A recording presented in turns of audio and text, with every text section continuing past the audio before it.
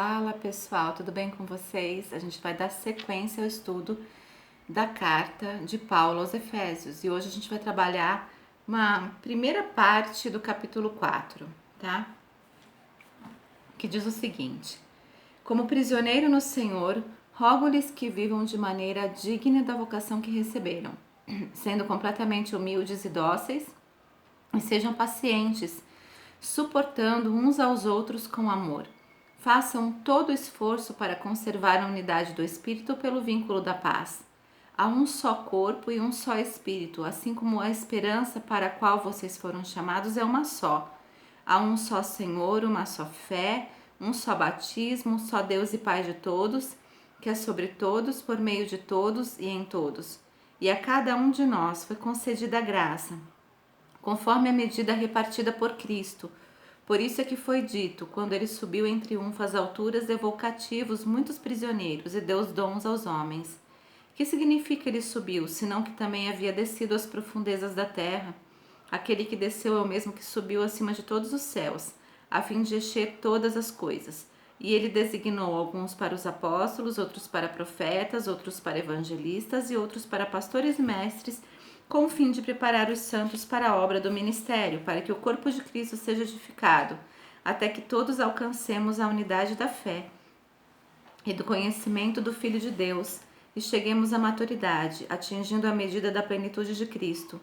O propósito é que não sejamos mais como crianças levados de um lado para o outro pelas ondas, nem jogados para cá e para lá por todo o vento de doutrina e pela astúcia e esperteza de homens que induzem ao erro. Antes, seguindo a verdade em amor, cresçamos em tudo naquele que é o cabeça, Cristo. Dele todo o corpo, ajustado e unido pelo auxílio de todas as juntas, cresce e edifica-se a si mesmo em amor, na medida que cada parte realiza a sua função. O que a gente vai trabalhar no capítulo 4? Paulo vai começar a trabalhar aqui a questão da unidade. Então, o versículo 3 do capítulo 4 diz o seguinte: façam todo esforço para conservar a unidade do Espírito pelo vínculo da paz. Na carta aos Efésios, Paulo apresenta a vida cristã em duas perspectivas. Uma que se refere à doutrina e outra que se refere à prática dessa doutrina. A gente conversou um pouquinho sobre isso nos capítulos anteriores. Nos capítulos de 1 a 3, Paulo enfocou doutrinariamente a salvação, focalizando a igreja como sendo parte desse propósito. Já nos 3 últimos capítulos, de 4 a 6, a ênfase do apóstolo é essencialmente na prática individual e coletiva a ser vivida no contexto cristão. Então, Paulo ele dividiu mais ou menos a carta aos Efésios em dois momentos. Um primeiro momento doutrinário, onde ele traz a revelação de que por meio de Cristo, judeus e gentios podem fazer parte de um mesmo corpo, de uma mesma família, tendo Deus como único Pai. Ele traz então a consolidação dessa doutrina para os Efésios. E na segunda metade, que seria de 4 a 6, da qual a gente começa a falar hoje, que é no capítulo 4, ele começa a trabalhar a prática então dessa vida em Cristo Jesus, né? Quando você é alcançado pela graça dessa vida em Cristo Jesus. Paulo começa o capítulo 4 com um apelo aos seus leitores, para que vivam de tal modo que o mundo reconheça que eles são verdadeiros filhos de Deus, ou seja, que o testemunho da vida deles corrobora a fé em Cristo Jesus. Ou seja, o filho faz aquilo que vê o pai fazer, né? Isso é natural para qualquer um de nós. A gente imitou os nossos pais e aqueles que têm filhos, os nossos filhos nos imitam. Isso é uma realidade, isso acontece mesmo. E essa é a expectativa do coração de Deus, de que sejamos representantes dele aqui na terra, que o nosso testemunho seja um testemunho eficaz, que seja aquilo que a gente fala em consonância com aquilo que a gente vive, né? Que não haja incoerência entre o discurso e a prática, provando que somos verdadeiramente filhos de Deus, né? E aí no versículo 3 ele diz o seguinte: rogo-vos, pois, eu, prisioneiro no Senhor, na verdade de 1 a 3, que andeis de modo digno da vocação a que fostes chamados, com toda a humildade e mansidão, com longanimidade, suportando-vos uns aos outros em amor, esforçando-vos diligentemente por preservar a unidade do Espírito no vínculo da paz. Então a gente vai vendo algumas características, só nesses primeiros versículos, algumas características presentes na pessoa de Jesus que nós devemos trazer para a nossa realidade, enquanto filhos e filhas de Deus.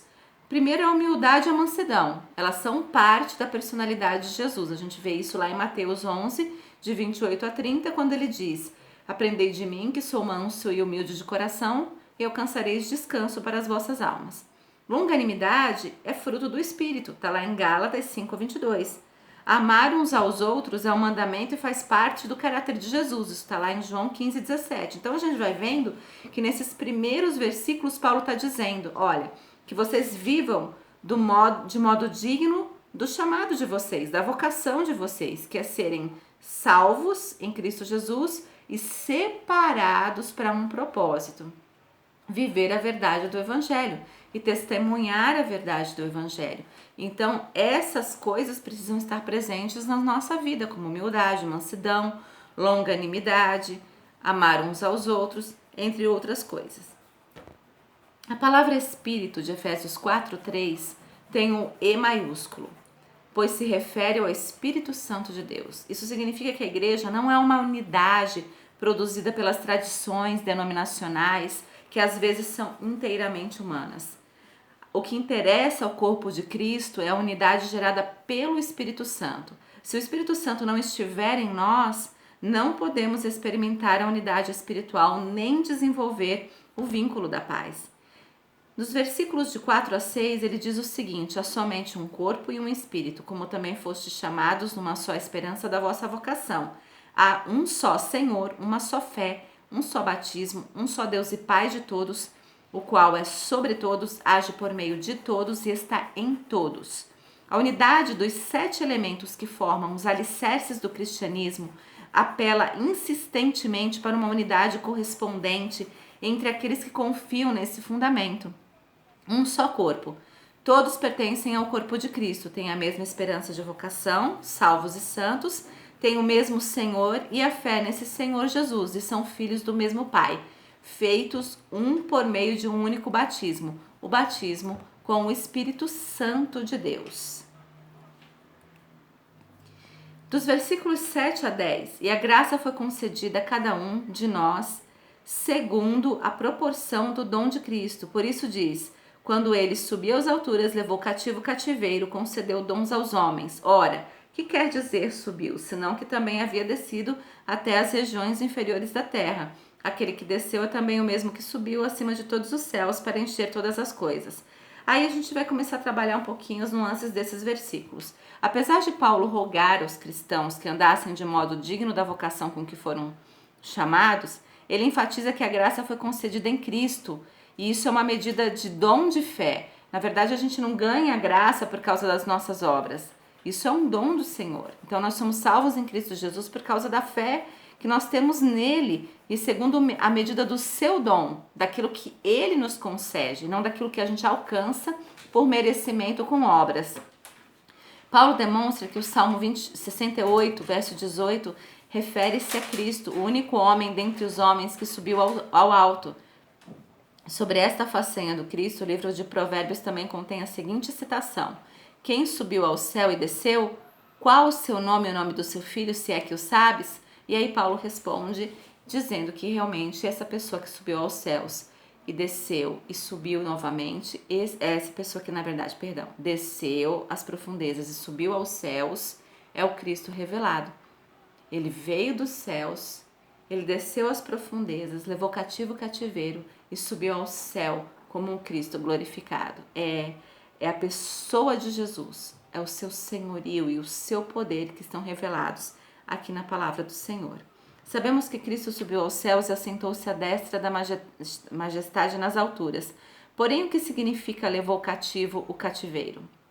Então, existem alguns entendimentos. Alguns entendem que quando Paulo se refere a levar cativo o cativeiro, ele está falando acerca daquele lugar onde os salvos da antiga aliança permanecem até a vinda do Senhor Jesus Cristo. Então, pessoas que foram salvas na antiga aliança, ou seja, elas não foram salvas por meio de Cristo Jesus, pela graça em Cristo Jesus, mas pela fé em Deus. E nesse momento essas pessoas vão para um lugar e ficam nesse lugar específico aguardando a vinda de Cristo. Cristo vem e liberta elas deste lugar, deste cativeiro. Esse é um dos entendimentos. O outro entendimento é que o Senhor Jesus vem nos livrar do cativeiro do pecado e da morte. Então, na morte e ressurreição de Jesus, quando ele vence a morte, ele leva cativo o cativeiro, aquilo que nos prendia do pecado. E aí eu gostaria que nós trabalhássemos dentro desse entendimento, de levar cativo o cativeiro, no sentido do Senhor Jesus nos ter libertado do cativeiro do pecado, do cativeiro da morte e do pecado. A humanidade era cativa da morte e tinha o pecado como seu aguilhão por causa da desobediência de Adão. Ao ressurgir entre os mortos, Cristo estabeleceu um novo e vivo caminho pelo qual os homens têm acesso a Deus. Então, o cativeiro foi levado cativo, o seu opressor, ou seja, a morte, foi vencido. É na morte e na ressurreição de Cristo que a graça, ou seja, os dons, são derramados sobre nós, são concedidos aos homens.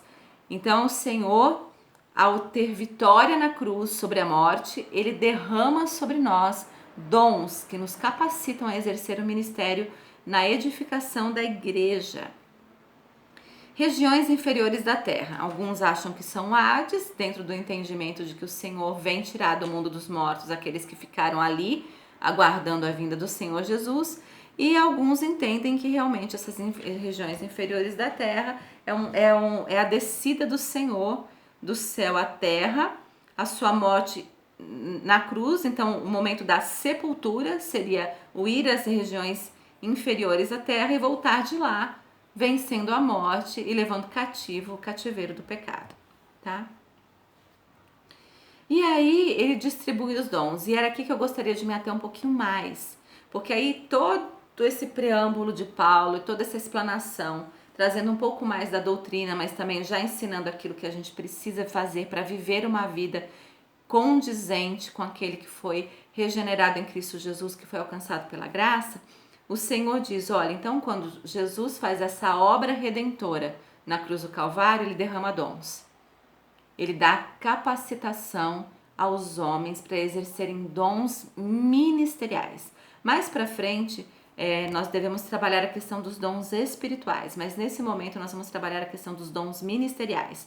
Então, nos versículos de 11 a 12, ele mesmo concedeu uns para apóstolos, outros para profetas, outros para evangelistas e outros para pastores e mestres, com vistas ao aperfeiçoamento dos santos para o desempenho do seu serviço para a edificação do corpo de Cristo. E aí a gente tem os dons ministeriais, os 5 dons ministeriais: apóstolo, profeta, evangelista, pastor e mestre. O dom ministerial é o seu dom primário, aquele que influencia toda a sua esfera de ação, não só dentro da igreja como fora da igreja, porque o dom que é dado por Deus é um dom dado a nós.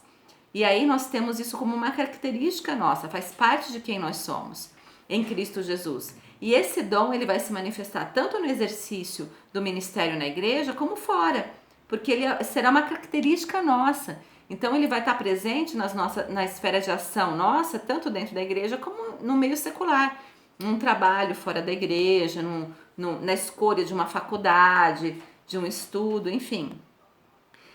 Segundo Efésios 4, de 11 a 13, esses dons foram dados para o aperfeiçoamento dos santos e para o desempenho do seu serviço. Então, isso será usado tanto na edificação da igreja como fora da igreja. Todos esses dons foram dados para capacitar os cristãos e você pode atuar em todos eles conforme é capacitado. Afinal, quem tem um chamado específico para ser um evangelista pode também pastorear e ensinar em um momento oportuno, caso seja necessário. Então você vai ter um dom que ressalta em você, que você percebe que é um dom que fica mais claro, mais evidente, mas você pode ter associado a esse dom mais claro e mais evidente outros dons, inclusive sendo utilizados em momentos oportunos. Se você está de repente numa missão, você tem um chamado evangelístico, você gosta de pregar o evangelho e alcançar vidas, você gosta dessa coisa de falar com pessoas e falar do amor de Jesus, mas você está numa missão e você precisa ensinar, você precisa pastorear, você precisa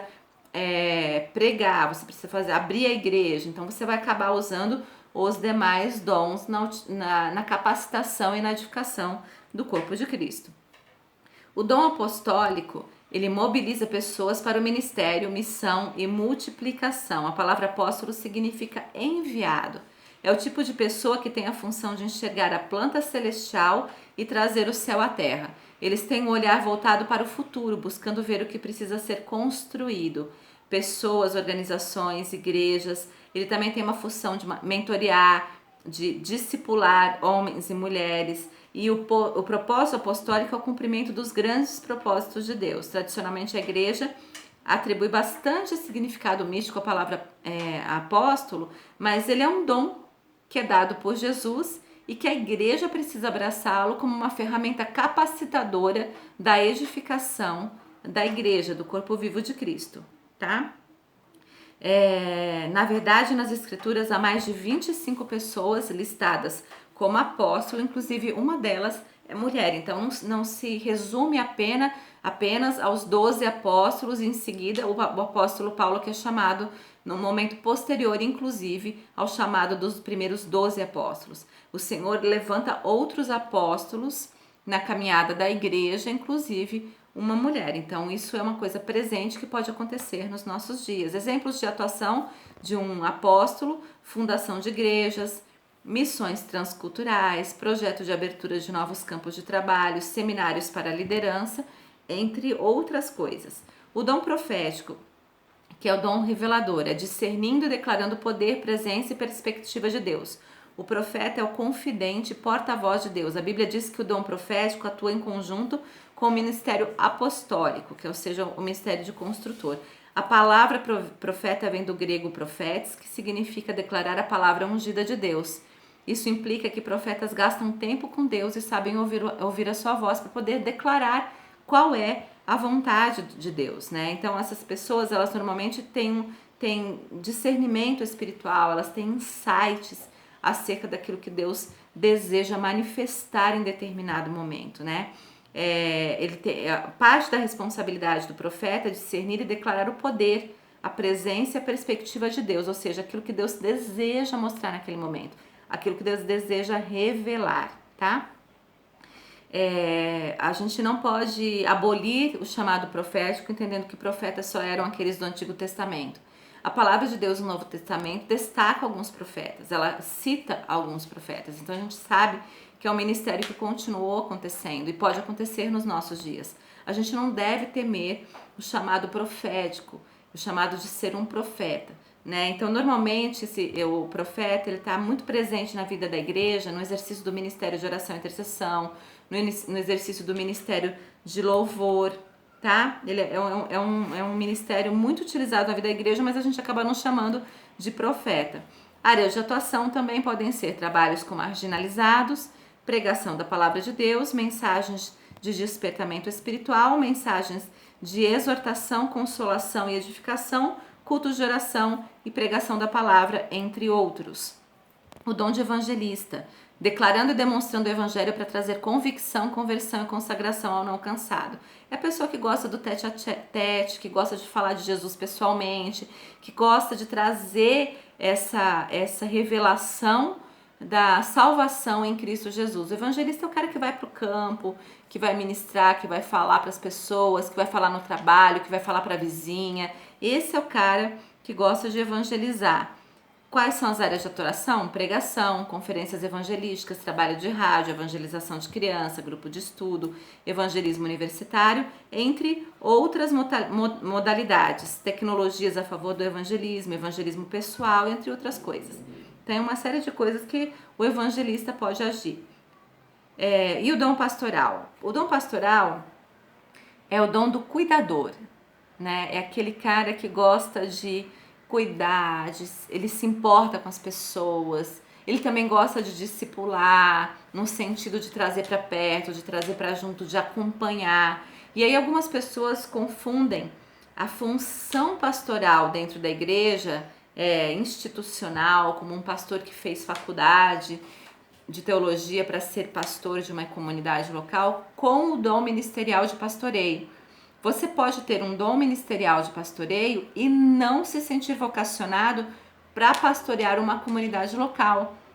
De repente, você vai pastorear um pequeno rebanho de pessoas que estão no seu convívio, amigos da igreja, amigos do trabalho, pessoas próximas, familiares. De repente você tem uma célula ou um grupo de discipulado com o qual você se importa, que você acolhe, que você quer estar junto. E essa é um chamado para um dom ministerial de pastoreio, e muitas vezes ele não vem associado a uma faculdade de teologia e a ser pastor exercendo uma função pastoral dentro da igreja. Então algumas pessoas confundem um pouco isso. Então você pode ser pastor sem ser pastor, por exemplo, de uma igreja local. Áreas de atuação: liderança de departamentos, por exemplo, edificação da igreja por meio do ensino bíblico teológico, exortação da igreja por meio da sã doutrina, aconselhamento pastoral, clínica pastoral, liderança de igrejas. Então existem várias áreas, entre outras, em que você pode exercer um seu dom ministerial pastoral e não ser um pastor propriamente dito de uma igreja local ou uma pastora. E o dom do ensino, é claro, comunica e transmite a verdade pela instrução e transformação da palavra. É aquela pessoa que gosta de ensinar, é o cara que gosta de discipular, é o cara que gosta de ministrar as escrituras, ele gosta de ler bastante e gosta de ministrar aquilo que ele entende como sendo a verdade do evangelho, né? Então ele gosta, a função do mestre dentro da igreja pode ir além de um líder de estudo bíblico, né? Ele pode ser um discipulador, ele pode ser até um pregador num culto, tá? O objetivo primário do mestre é fazer discípulos, sinceros seguidores de Jesus Cristo. Então ele pode atuar em várias áreas, não só dando aula na escola dominical, mas ele pode fazer tradução e avaliação de obras, ele pode ser um escritor de livros, ele pode fazer um trabalho teológico, ele pode dar aulas na faculdade, por exemplo, de teologia, ele pode preparar palestras, pesquisas acerca de temas bíblicos e entre outras coisas, né? Então tem muitas coisas em que o mestre pode exercer esse dom de mestre na vida da igreja. E esses são os 5 dons ministeriais, que eles visam o quê? Para que todos cheguemos à unidade da fé e do pleno conhecimento do Filho de Deus, a perfeita varonilidade, à medida da estatura da plenitude de Cristo, para que não mais sejamos como meninos, agitados de um lado para o outro e levados ao redor por todo vento de doutrina, pela artimanha dos homens, pela astúcia com que induzem ao erro, mas seguindo a verdade em amor, cresçamos em tudo naquele que é a cabeça, Cristo, de quem todo o corpo, bem ajustado e consolidado pelo auxílio de toda a junta, segundo a justa cooperação de cada parte, efetua seu próprio aumento para a edificação de si mesmo em amor. Precisamos exercer os dons ministeriais na vida da igreja.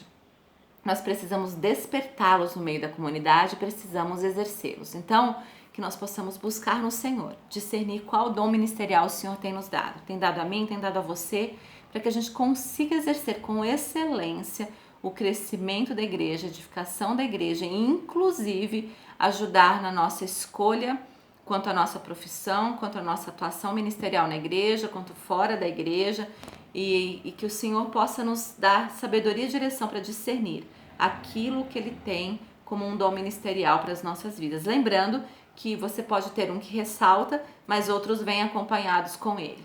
Então você pode ter um profeta com um apóstolo, você pode ter um profeta com um mestre e um pastor com evangelista, e você pode misturar essas coisas. Sempre vai haver um que ressalta, mas outros que estarão acompanhando e ajudando o exercício do ministério. Mas o mais importante é exercê-lo na edificação do corpo de Cristo.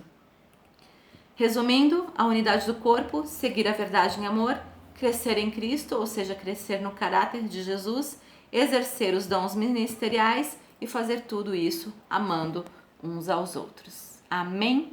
Até a próxima aula na continuidade do capítulo 4 de Efésios. Deus abençoe, beijinho, tchau!